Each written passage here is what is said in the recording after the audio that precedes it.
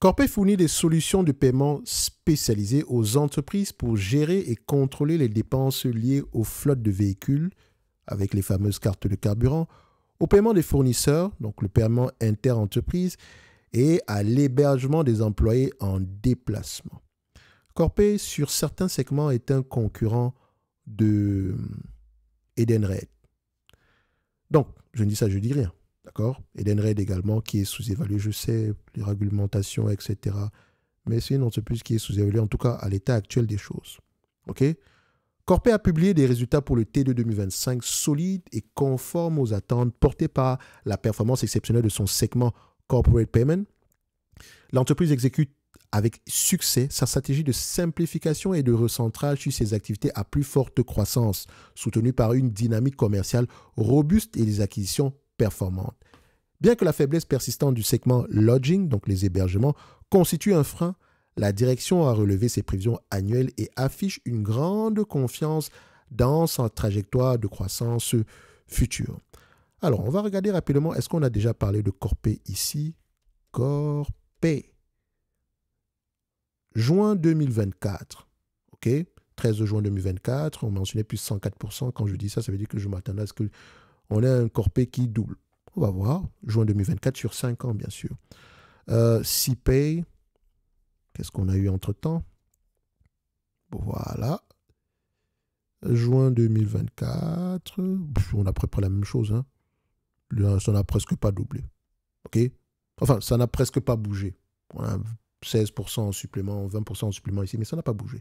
Bref, revenons sur une mise à jour ici de notre analyse sur Corpay. Vu qu'on n'en parle pas souvent, on va faire un tour d'horizon. OK? Premièrement, elle est déjà dans ma watchlist. Simple. Alors, croissance des revenus, parfait. Stabilité, la croissance, c'est due à quoi? Acquisition organique, à vous d'aller vérifier. Moi, je sais. OK? Net income, marge brute ici. Est-ce que les marges brutes ont tendance à être stables? Oui.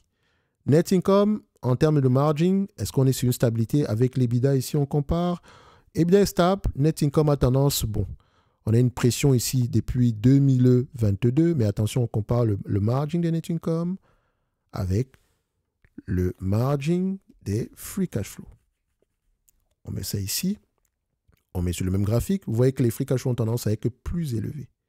Et quand je prends la médiane des free cash flow, on a du 38% de marge. 38% de marge.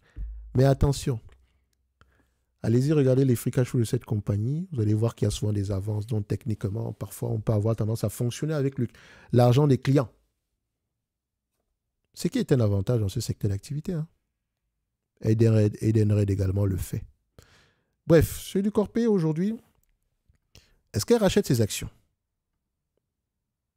Oui, massivement. Prenons juste un exemple ici. On prend ça comme ça. Roll from Peak. Sur les 10 dernières années, Corpay a racheté 25% de la base d'actions. Sur les 5 dernières années, 18% de la base d'actions. Sur les 3 dernières années, 9% de la base d'actions. Donc, on a un rachat massif d'actions. Et c'est une très, très bonne chose. Dette nette sur EBITDA, 2,7 fois la dette nette. Dette nette du point de vue volume, qu'est-ce qu'on a? On a quelque chose ici aux alentours des 6 milliards. Combien de fois les bénéfices, le marché paye généralement pour ce genre d'entreprise? Bénéfices ajustés, bien sûr, qui aura tendance à être similaire au free cash flow ici, si on les ajuste. Ça donne à peu près aux alentours de 15 fois les bénéfices. Le marché paye 15 fois les bénéfices pour ça. Pour moi, c'est déjà incroyable. En moyenne, sur les 20 dernières années, enfin, disons sur les 20 dernières années, il avait tendance à payer 20 fois les bénéfices.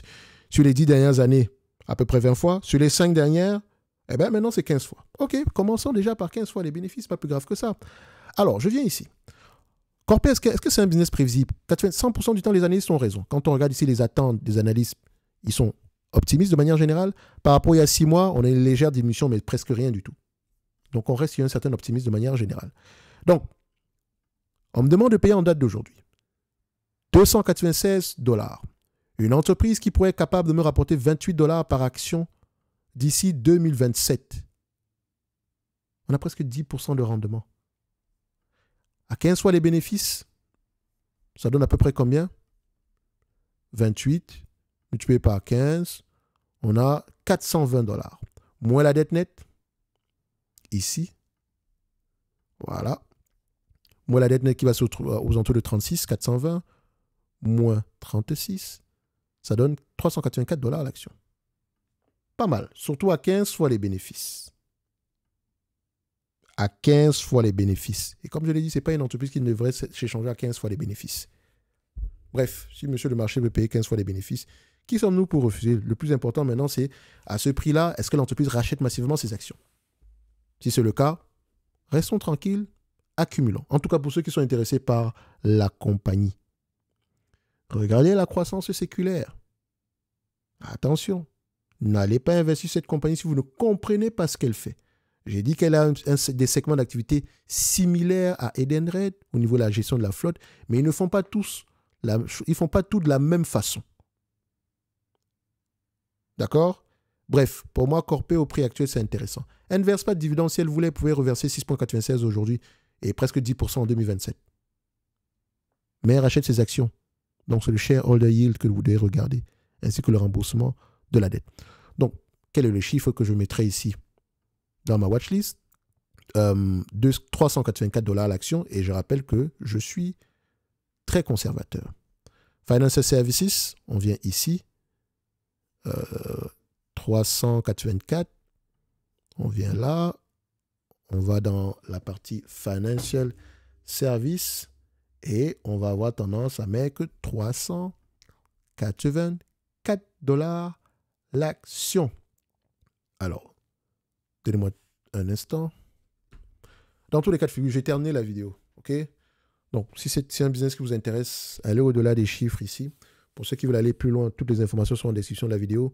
Pour les autres, ici, on se donne rendez-vous sur les prochaines vidéos. Pour ceux qui ont accès à la watchlist, ne vous inquiétez pas, la mise à jour sera effectuée maintenant. Merci.